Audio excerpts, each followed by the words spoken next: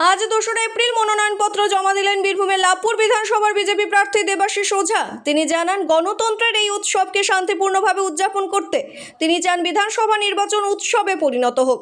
এলাকার শান্তি শৃঙ্খলা বজায় রেখে সকলের মঙ্গল কামনা করেন তিনি। সাংবাদিকদের প্রশ্নের উত্তরে প্রার্থী বলেন, নির্বাচনের ফলাফলই প্রমাণ করবে তৃণমূলের বিজেপিকে হালকাভাবে নেওয়া উচিত ছিল কিনা।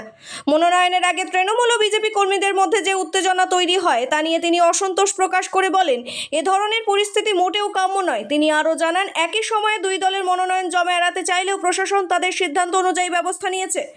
প্রার্থী দাবি করেন, জাতি ধর্ম বর্ণ নির্বিশেষে মানুষ বিজেপির পাশে দাঁড়াচ্ছে। তিনি 100% জয়ের ব্যাপারে আশাবাদী এবং বলেন, রাজ্যে আইনের শাসন প্রতিষ্ঠা, কৃষি ও শিল্পের উন্নয়ন এবং কর্মসংস্থানই এখন মানুষের প্রধান দাবি। শুধু ভাতার উপর নির্ভর করে চলতে পারে না বলে তিনি জানান। ইলেকশনে তো এলাকা শান্তি থাকুক, উৎসবে পরিণত হোক, সবাই আনন্দ করি, নির্বাচন লড়াই করি, সকলে ভালো থাকুক, এটুকুই আমার আশা। রাজ্য জুড়ে মানে বিজেপি প্রার্থীদেরকে কিছু মনে করছে না তৃণমূল কংগ্রেস, এইটা নিয়ে কি বলবেন? সেটা তাদের ব্যাপার, নির্বাচনের পর রেজাল্টের পর বোঝা যাবে মনে করার উচিত ছিল না ছিল না। বর্তমানে বাইরে একটা তৃণমূল এবং বিজেপির মধ্যে একটা উচ্ছৃঙ্খলার সৃষ্টি হয়েছে এবং জয় শ্রীরাম এবং জয় বাংলা স্লোগান দিচ্ছে, হওয়া কাম্য নয়। কারণ আগেই আমরা বলেছিলাম যে দুটো দলকে একসঙ্গে নমিনেশন করা ঠিক নয়। প্রশাসন তো কি ভালো বুঝেছে করেছে, এটা হওয়া কাম্য নয়। আপনারা কি নির্বাচন কমিশনারকে জানাবেন?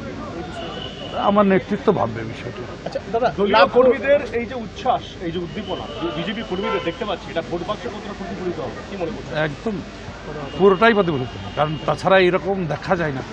আমিও অনেকগুলো ইলেকশন করলাম, বহুদিন ধরে ইলেকশন লড়ছিও।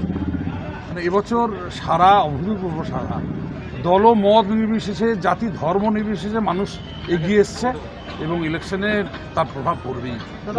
কতটা আশাবাদী হবে? জয় তো হবেই নিশ্চিত। দীর্ঘদিন ধরে আপনি আছেন, সেই জায়গা থেকে কি অনুভূতি এবং এই যে মানুষের দরজায় দরজায় ঘুরছেন, কি বলবেন? মানুষের সেবায় এতদিন ছিলাম, তার যে প্রতিফলন ঘটছে সেটা আমি বুঝতে পারছি যখন মানুষের দরজায় যাচ্ছে। মানুষের আবেগ, মানুষের উচ্ছ্বাস ভালো। মনোনয়নপত্র পেশ করার পর প্রচার কি আরো দ্বিগুণ বাড়বে? হ্যাঁ, প্রচার তো এবার বাড়বেই। এবার প্রচারের বিভিন্ন দিকে প্রচার বাড়বে, সব দিকেই প্রচার বাড়বে। আমি যেমন যাচ্ছি, সব ঘরে ঘরে যাচ্ছি, তেমনি যাবো। তো দল ভাগ হয়ে বিভিন্ন জায়গায় প্রচারে বেরোবে।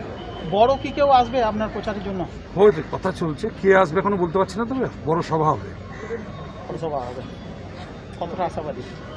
একদম শিওর আশাবাদী। মানে মানুষ পরিবর্তনের পক্ষে রায় এই কারণে দিয়েছে, আইনের শাসন প্রতিষ্ঠা হোক পশ্চিমবাংলায়। শুধুমাত্র ভাতা নয়, মানুষের শিল্প হোক, কৃষির যে দুরবস্থা, আজকে একটা ড্যাম নেই। সেই বামফ্রন্ট আমলে যা হয়েছে তারপর থেকে একটা ড্যাম হয়নি, কৃষির জল পায় না মানুষ, সেচের ব্যবস্থা নেই। মানুষ চাইছে কর্মসংস্থান, শিল্প। এগুলো যদি না হয়, শুধুমাত্র ভাতার উপরে নির্ভর করে চলতে পারে না দেশ। আমরা আগামী দিনে ওইটার ওপরই জোর দেব।